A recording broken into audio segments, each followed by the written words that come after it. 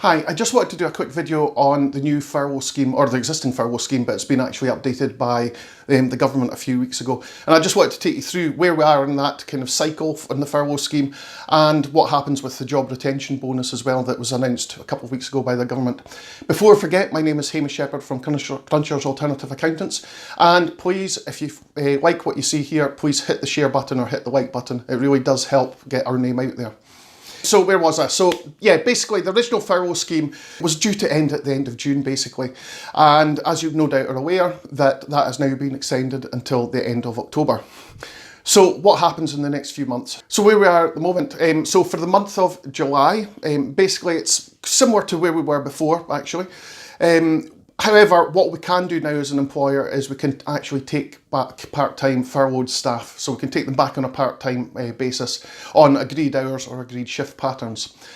What will happen then is employers can claim up to 8% of the furloughed wages, so that's exactly the same as before, as well as national insurance and pension contributions. However, any hours that are actually worked by the employee have to be met by, any of those costs associated with that have to be met by the employer going forward. The government will still pay up to 80%, up to 8% of the wages, up to a maximum of £2,500. But as I say, that's only based on hours not worked going forward. So you can actually take them back on a part-time basis. And as long as you're paying them for that hours worked, then you're okay. Going into the month of August, employers will basically pay the employer's national insurance contributions and pension contributions. So before, the government used to cover 80% of the salary up to £2,500 plus the national insurance contributions and pensions. That's no longer going to be the case in August. The employer is going to have to cover those national insurance contributions and pension contributions going forward. The month of September, government will pay 70% of the furloughed wages up to a cap of £2,187.50. Employers will pay the extra 10% of wages up to a maximum, or up to 80% cap of £2,500. So basically, where it was 80% was getting covered by the government before, it's now going to be 70% by the government and 10% by the employer.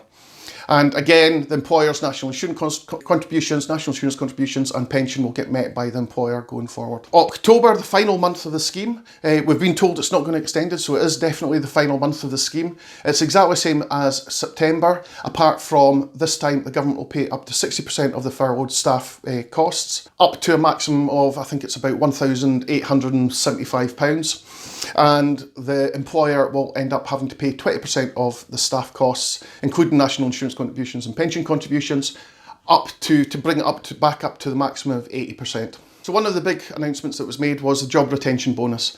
What's the job retention bonus? Well, it's basically a potential payment anyway, of £1,000 for every employee that was furloughed that you take back onto the payroll for continuous employment through to the end of January 2021.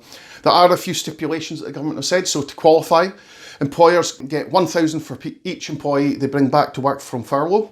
The employee has to be continuously employed through to the end of January 2021 and earn an average of at least £520 per month over that period. And that's basically because that's the lower earnings limit for benefits.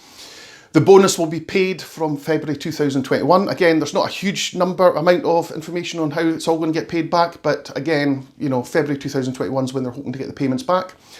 The bonus amount is the same for each employee, irrespective of salary. So that is, as long as they're making that £520 a month threshold, then you'll get £1,000 back from them, whether they're on the maximum £2,500 or whether they're on £520 a month. And the payment is a bonus for employers. It's not a bonus for employees. So basically, this money is for you, the employer, as an incentive to take employees back on a continuous basis. It isn't a bonus for the employee, so it's not money that should get then paid on to the employee.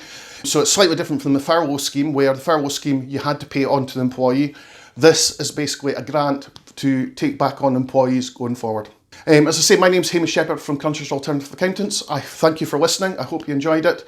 And yes, if you wouldn't mind hitting that like button and that share button, that would be brilliant. Thank you.